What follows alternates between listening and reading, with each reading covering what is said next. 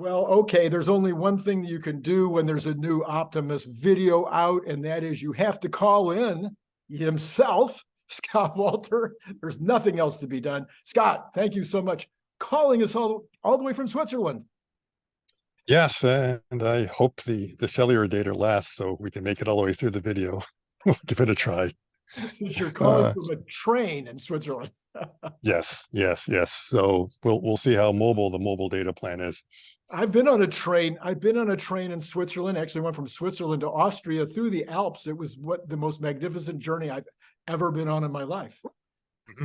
Well, we're just going along the Zurich Sea right now, or the Lake of Zurich. Yeah. And heading back in. So we should be there in, I think, 40 minutes, something like that.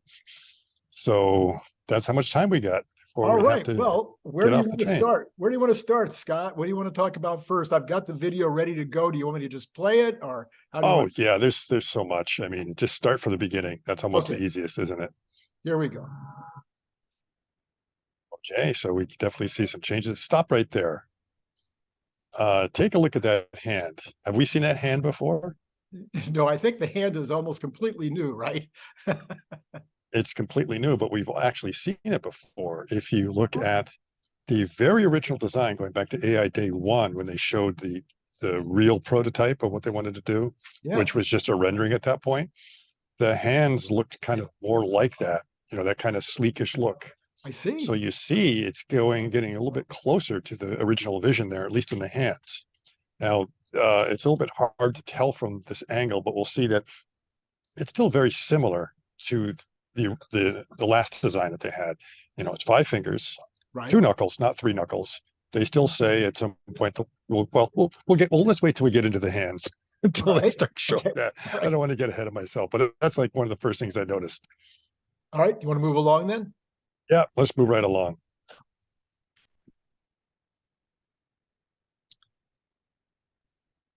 And again, starting to look up kind of like that original prototype a bit more. And then right here, as you can see, it's very different. Looks a bit like a stormtrooper. And the first thing you see is its head moving, something it never did before. So we now have a head movement. Yes. And then, of course, it's able to, check out its hands, look at that.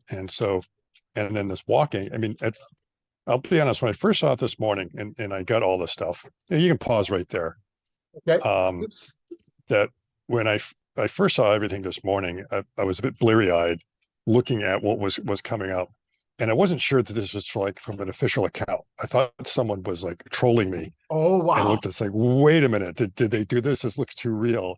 And then I was looking and said, is that CGI? And then I had to double check. Like, no, it really is coming from the Tesla account. It's not someone else. and then double check that it really was, because that walking is amazing, as we can see. And we can see a lot of changes there. And it's going to get into the foot motion a little bit more. But we noticed that the lower limbs are made out of a different material. It's not aluminum anymore. There's a lot of speculation that it might be some form of plastic. Right. You know a lot about injection molding. I do. Obviously, a piece like that would be very easy to make. My concern is, would you be able to come up with some sort of plastic that is durable enough to hold the load of that, the actuators that are there? Because remember, you get some hinge joints there. There's going to be a lot of wear and tear going back and forth, a lot of cyclic motion and potential wobble. So would you be able to make a material out of plastic that would be able to support that without failing right away? Okay. Well, as you know, of course, there's such a wide range of plastics and their capabilities. And sometimes you can actually literally design a plastic. Some of the products that I've used over the years, we had to actually design a plastic that was specific to the task, almost like they just did with the Cybertruck skin. You have to just change the polyurethane a little bit to make it a little harder, or design the polycarbonate to be able to withstand bullets or whatever. Yeah. Right. To make it a little bit stronger. And then they probably put some sort of collar or something like that in there for the pivot joints, just to make sure that they're able to articulate in there without causing, excess wear or kind of wobbling. But if they've been able to do that, that means, well, that's why it's lighter. Because one of the things that came up, they said they were 10 kilograms lighter. We're like, well, okay, where'd they get the 10 kilograms from? Right. Did they throw out the battery pack? That's yeah, right. So part of it is they probably came up with a lot new materials that are very, very light. And they're not concerned about super rigidity. They pointed out that they don't care if it's a little bit flexible because they have an adaptive control system that will be able to deal with that stuff. The only thing you want to make sure is that the thing isn't going to fracture. Right. And, you know, one thing that's been pointed out is you design the topology to be able to handle the loads and distribute the loads in such a way that you're not going to be inducing fractures where you don't want them. Right. And that's something they know how to do. I mean, remember they were talking about the mold flow that they did for the GigaPress and Right. figuring out how everything is going to go in to get the line. You know, it's like they just know how to simulate that stuff. So there's no problem with them being able to optimize the design. Now, again, if we look at the foot, so I think we'll see a little bit of foot action here when it's walking along here, is it's definitely walking differently. It's no longer flat-footed, right? You see, it's not Yes. plopping down. It's going down on its heel first. Oh, that's a great place. Yeah, pause it right there. So we saw it goes on its heel. So, right, you get the heel strike, transitions to flat, and then when it comes up, you get the toe off. Okay, I think we're back. So what we have here is that we can see that we have the foot is articulated. Now, I want you to see that it says articulated toe sections. Okay, and by toe sections, I think they mean each foot. You know, there's two sections there. It's not individual toes, but the toe box itself. Got it. And it's articulated. It's not actuated. There's a big difference there.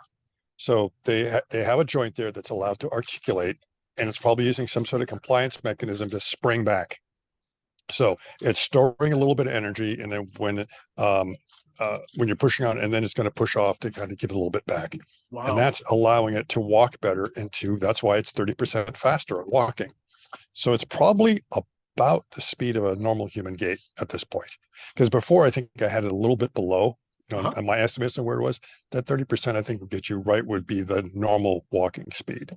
You know, not a quick brisk walk, but like a normal walk that you would see on the shop floor, which is usually about a little bit over a meter per second, something like that. When typically is what you'd be doing, especially when you're loaded with something. 1.5 would be about the maximum speed that most people are walking when they're doing any sort of activity. Gotcha. So it looks to be pretty close to that.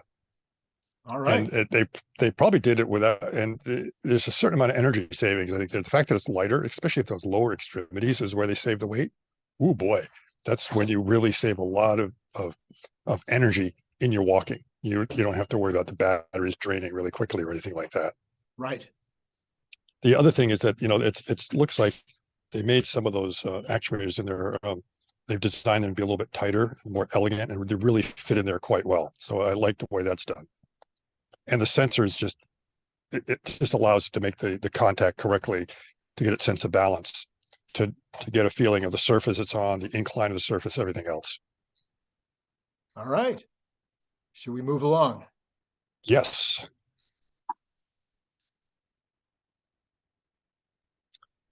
Again, that's a more natural looking kind of gait that's going on there.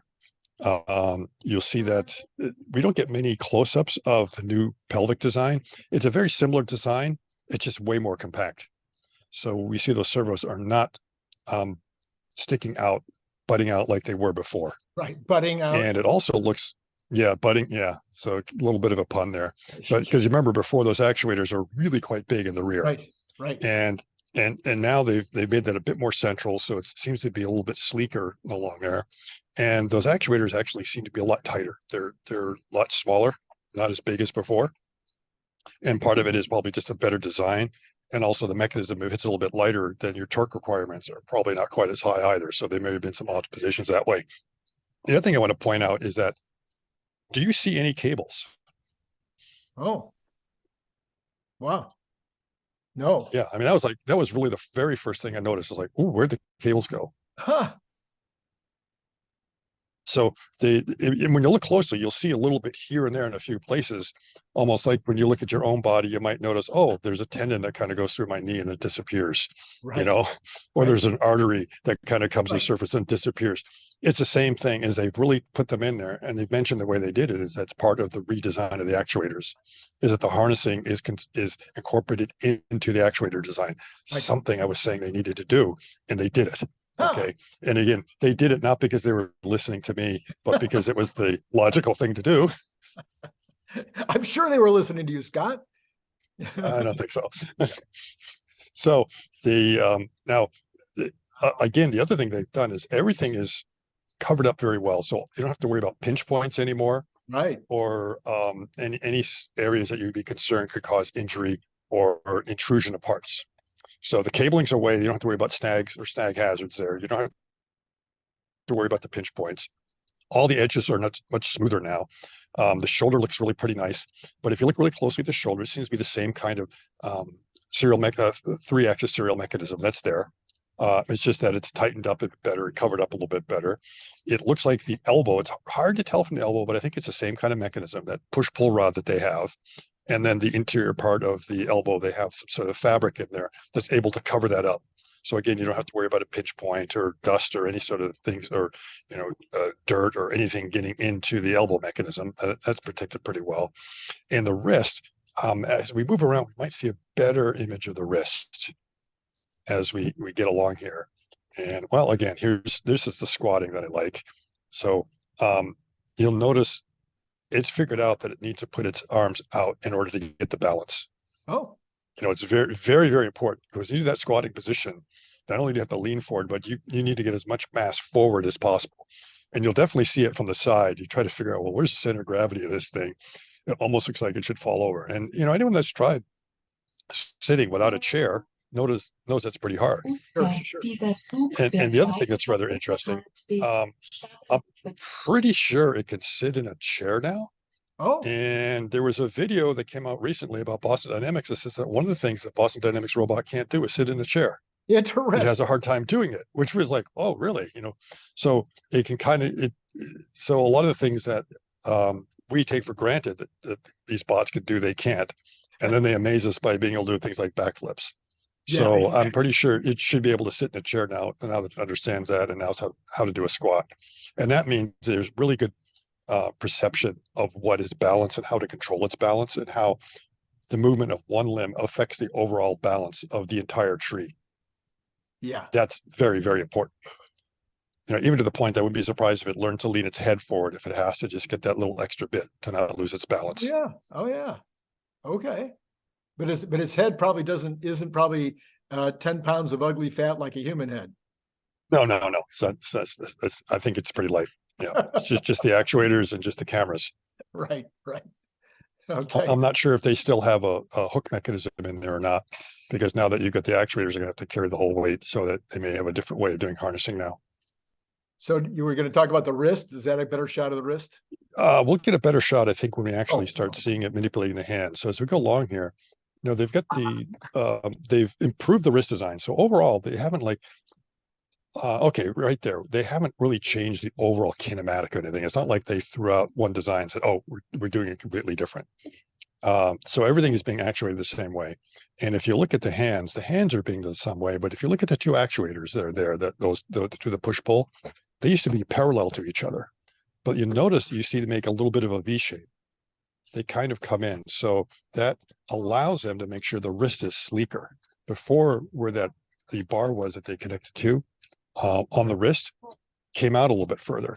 But now they made it a little bit shorter. But in order to do that, they've had to kind of rotate those two actuators to be able to accomplish that. So it looks a bit more like your own hand, where it gets very thin towards the wrist. But if you go back towards your elbow, that's usually where you get a little bit more muscle in there, and a little bit bigger. It fits the human profile a little bit better. And then we're going to see what the hands are doing. So, okay, now they're talking about faster 11 degree of freedom, brand new hands. So they're brand new. They've improved the design, but I think conceptually it's the same. It's the same number of fingers, 2 knuckles per finger, not 3. And they're using actually 6 actuators per hand, 2 for the thumb, and then 1 for each hand. And the 11 degrees of freedom basically come from counting up all the knuckles. So the previous hands were also 11 degrees of freedom. And I don't think they don't have 11 actuators in there. They've got 6 actuators, and they are, again, using probably on the knuckles. They have some sort of torsion compliant spring to allow it to open back up. And the servos are only used to close the hand down and cause a gripping force. And then when you take that gripping force off, the hands naturally open up. I see. But they seem to have improved the design to make sure it seems to open up better. So either they slightly designed the mechanism. They have better compliance in there, or they're able to relax whatever tendons they have in there, or they have some other, tendons that are kind of going both directions to undo it. But I suspect it's still doing with compliance. But the hands are able to move a lot better. It's not going to be able to play the piano again because it doesn't have the movement to spread its fingers. It appears that its fingers are kind of spreading naturally, but I don't think it has control of that. It only really has control on the closing them down and opening them up. I see. All right. And then, of course, we end up seeing what's going to be coming up here is the ultimate Easter egg right after this. So if we keep this going, again, the hands are moving around. All right. This has always been a challenge in robotics, designing a robotic gripper that can pick up something firm and heavy, and at the same time pick up an egg without breaking it. Yeah. So grip. You either have a gripper that can pick up an egg but can't pick up something heavy, or a gripper that's able to pick up something very heavy, but you go to pick up an egg, bam, it breaks. So that's always been the challenge in robotics for the longest time. So anyone that's in robotics, when they see this, they know immediately why they chose an egg and why they're doing this. And again, the transferring from one hand to another, that's also showing a lot of capabilities of the control system and obviously the AI to be able to pull off this task. And what do we have over here with the right and the left and the thumb? Oh yeah. Oh, that's a big thing. It's like, so now they have touch sensing, and it appears to have them at least on the tips. They may also have them in the middle parts of the fingers, because we can see what looks like some other touch pads there. Now they may either have sensors there, or it may just be non-slip. I'm not sure. So they at least have them out at the tips. But look at the heat map that's on there. You see how different they are? Yeah. You see how the heat map moves around as it does the grasping of it? So it's not just I'm touching something firmly, or I'm not touching something. It has a sense of where it's touching it on its finger. So to potentially adjust it or get an idea what it is touching. Okay. And my feeling is that those sensors are sensitive enough that Optimus could read Braille. Oh my goodness. Oh, wow. Okay. That's crazy. Now I know James Dalma has talked about how amazing the human hand is, and that you can put your hand in your pockets and count the change in your pockets, right? Right. You're just moving around and you get that sense and that feel, and it's like that. I don't know if it's quite that sensitive yet, right down to that level. Right. But I mean, it's getting pretty good. So the heat map you're on there, I'm convinced it could pick up, more than one dot at a time when it kind of goes over. It would be able to feel that on there.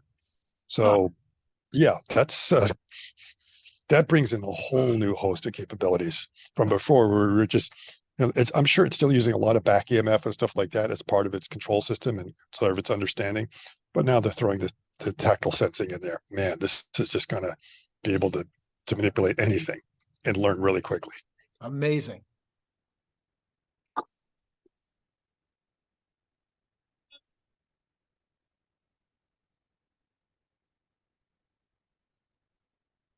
And again, we're seeing more walking.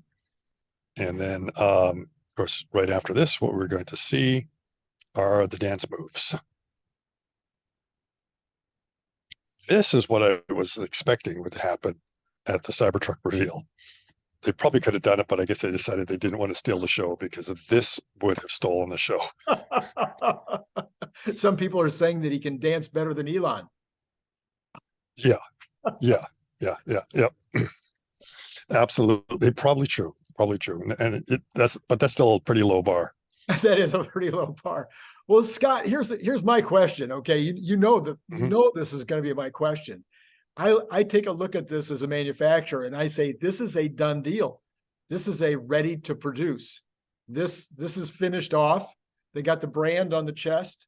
Everything about it looks like it's ready for production. What do you say? Oh yeah. If they've scaled up the actuator line, then they can start pumping them out. Now, I just had a little bit of discussion with Larry Goldberg about it. One of the reasons that we kind of missed our targets is that they were holding back to get this next generation ready before they really wanted to start producing. There's no reason to produce the Gen 1, 1,000 of them, if they aren't going to have any value yet. We thought they would have had value from the standpoint of training, but they probably determined that they didn't need it for training. So they've now got a version I think they're happy with.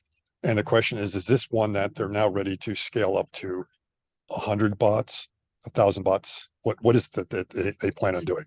It looks like it's much easier to manufacture, much lower cost, that they would be able to do that. I think they're going to at least scale up to have enough to start using in the factory in many places to start getting usable data, real world data to see how it's actually performing. Exactly. Can it do those tasks as well as being able to do some training? So I'm pretty sure they'll be getting at least 100 very soon. Whether they hit the number 500 that I was saying by the end of December, no, probably not. Maybe they have the order. Well, we see that they have 2 here, so we know there's more than one. It's like, well, at this, whether they have much more than that, I'm not sure. But at this point, Scott, if the line is able to produce the product, I mean, if they're not hand building, if they're actually, if they've actually set up a production line, whether they make 100 or 500 or 1,000 is only going to be, I think, determined by the use case. I mean, if they need 1,000, they can make 1,000. Yes. Right. They could. And they could probably make it pretty quick. And again, to see all the design refinements they've done in such a short period of time is amazing. Absolutely incredible. That is absolutely amazing that they've been able to do that much so quickly. It just shows how they are able to iterate quickly. The other thing is we haven't even seen this show up as a line item anywhere in the Tesla financials, as far as I know. It's not like this huge thing that we've been spending billions of dollars, because think about the amount of money that most companies would have spent trying to get it to this state. Absolutely. And then you think, how much money did Meta throw away on that virtual reality stuff they were doing? Right. Billions. With absolutely nothing, no results, nothing to show for it. And they're not spending billions on this. No. They're spending a lot less. And look what they came up with. It's just remarkable. It is absolutely fascinating. And to me, Scott, also fascinating, the lack of vision of Wall Street right now, that this has been out now for 12 hours. And it's hard to imagine that there's individuals on Wall Street that follow this company, or even just follow the news, that haven't seen the video and have to have their mouth open, wondering what is the potential on this product. And yet the stock, last time I checked, was actually down this morning because of a couple of small pieces of bad news. Still down $7 a share with this being introduced. It's just kind of hard to figure out. Not surprised, but yeah, it's this is something that should make people really bullish about what they have.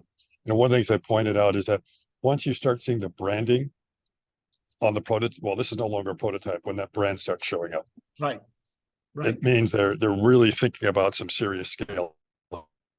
Yeah. And of course, the last thing that I keep waiting for, and maybe this is what Wall Street's waiting for, is okay, it can hand an egg, from one hand to the other, and that's a great demonstration. It can sit on a chair, that's a great demonstration. But the demonstration I'd like to see it doing work on a line, where you actually see a useful task being performed. Yeah, me too. It'll be very interesting. When they show that video, that's when everyone will change their mind about it, when they begin to realize it's doing useful work. Right. Well, Scott, any last thoughts from your train in Switzerland about the Optimus bot? Yeah, well, let's say that's one train I want to jump on. Yeah, there you No go. doubt about it. If we're having to switch stations right now, then it's clearly quite a lot of improvements that are on there. I'm still trying to absorb a lot of it. I listed some of the changes that was. Yep. So actually, we are here. So okay. All right, Scott. Hey, listen, thank you so much for coming on at short notice, and the entire community appreciates your taking time from your trip. Okay. Yeah, you're welcome. You're welcome. And is somebody going to join Patreon? All right, I'm going to make a deal. This is going to be, I've done this once before. It worked a little bit. Actually got a lot of people joining Patreon the last 2 weeks, but the last 2 days, not a single soul. So let's get you up on Patreon. What I'm going to do is I'm going to give you one free audiobook. You can have two free if you want, or you can have one free audiobook and the Cybertruck bottle opener. How's that? 1 and 1. Okay. If you join at the $10 level, not at the $5 level, if you join at the $5 level, you just get the one book. Now, if you're completely new to the channel, this is a bottle opener. It is a refrigerator magnet. It is 3mm thick, stainless steel, really, really tough. Comes in a very cool magnetic box that makes it a great gift item. So, you know, it's got all kinds of people now buying them as gifts as a result of the fact that I have so many people that want to buy them as gifts, and they're putting in these larger orders. I do have it all down. I think I put it all down below. I'll have to double check and make sure that it's up to date. They're normally $25 a piece. You get 2 for $45. You get 3 for $60. Okay. You get 100 for $210, and you get 200 for $400. Gets you all the way down to $20 a piece. If you are out of the country, I need you to add another $20 to that for freight, whichever one of those ones you pick. And then if you are, and then please let me know camo or regular. And of course, you can mix and match if you buy quantities, however you want to set that up. So is there anything else I have left for you tonight? I think I've said it all. I have enjoyed speaking with you yet again. Click the link below to get your paperback, Kindle, or audiobook now.